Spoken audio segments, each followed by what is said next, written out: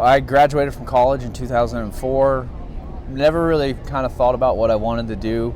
Sold office supplies for a few months and realized pretty quickly that was not going to be my career. So I came out to Eastlake in 2006 to Caddy, just to kind of have what I call a filler job, something to do until I figured out what I wanted to do with my life and my career. And so I caddied for 2 years, and then when we closed at the end of 2007 to change the greens from bent to Bermuda, I figured I'd make a run at this golf thing and figured out what I had to do to become a PGA professional, started my book work, and when we reopened in 2008, after the greens were ready, I knew we were hiring an assistant here. So I got hired as a second assistant professional and started running the outside operations of the club, was eventually promoted to first assistant, and then when the current or former head professional, Chad Parker, was promoted to general manager, he gave me a shot at the head professional position. Someone had given him a chance when he was young, so I was only 33 at the time, and it'll be 4 years in December, and it's great. I love it. Caddy to head professional in 8 years at a club like this is something I'm very proud of.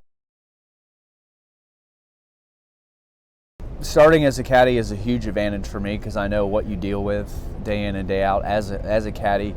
The position itself is extremely important because they spend more time with our members and guests while they're here on the property than any other employee. So, they can make or break somebody's experience. So it's very important for them to be trained well, to do a good job.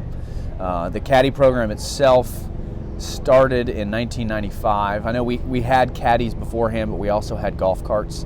So at Eastlake now, we are a caddy-only facility. We require all players to use the services of a caddy. And that has been in place since the club reopened after Tom Cousins purchased it in 1995 and redid the clubhouse and redesigned the golf course. Here at Eastlake, the caddies are employees of the club. Most places around the country, they're independent contractors. We're seeing a lot of legal issues at other places now that we're protected from. It allows us, having them employees of the club, it costs us money, to have them on payroll and taxes and things like that, but it allows us to tell them when to show up. We can provide uniforms and require them to wear that, things you can't do with an independent contractor. And it's better for them too, because most caddy yards, you come and you sit and you just wait for a loop. You might get there at 7 a.m. and at 3 p.m. go home without any work that day. So our guys, we schedule them to come in an hour before the tee time.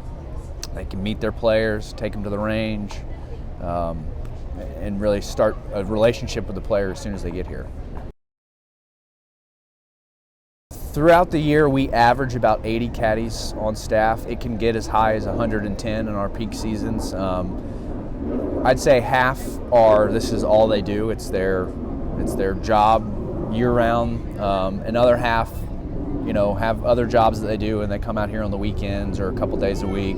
If we have a big Monday shotgun with 120 players where we need a lot of guys, they'll come and help us.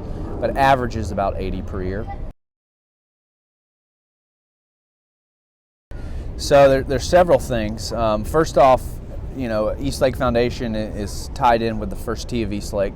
So every year we get a few caddies, younger guys, who come in, and the caddy program, it kind of adopts them as little brothers, and all of our older guys, take them under their wing, and it's really for those guys, it's their first job. And we all know all the life skills you can learn from golf and from caddying. So we have that tie, and then we have the Charles Harrison Scholarship, which our caddies are employees of the club, but mainly caddies can apply for. Charlie Harrison is a member of ours, a famous amateur golfer in the state of Georgia, played in the Masters a few times, won several city championships and other amateur titles. So the foundation supports that scholarship program, which is great for our guys. Over the years, we've had probably 50, 60 guys take advantage of it. For a long time, with the invention of the golf cart, it made things easier for people to get around faster, and it was kind of the caddy was a dying breed in the South for sure. There's not a lot of places around here that have full caddy programs. Like I said, we require everyone to walk the golf course. So it is. There's not a lot of places around here that have it, but us, requiring people to use a caddy allows us to staff a very large caddy program, because we can provide work for them and they can make a good, decent living and stay around. And yeah, we have a lot of our guys. Obviously, we're closed for about 2 weeks, so we don't have caddy, work available for them. So a lot of them work in the clubhouse with the food and beverage, or they'll work the driving range. So there is a lot of interaction amongst the players and our caddies, and the players' caddies and our caddies.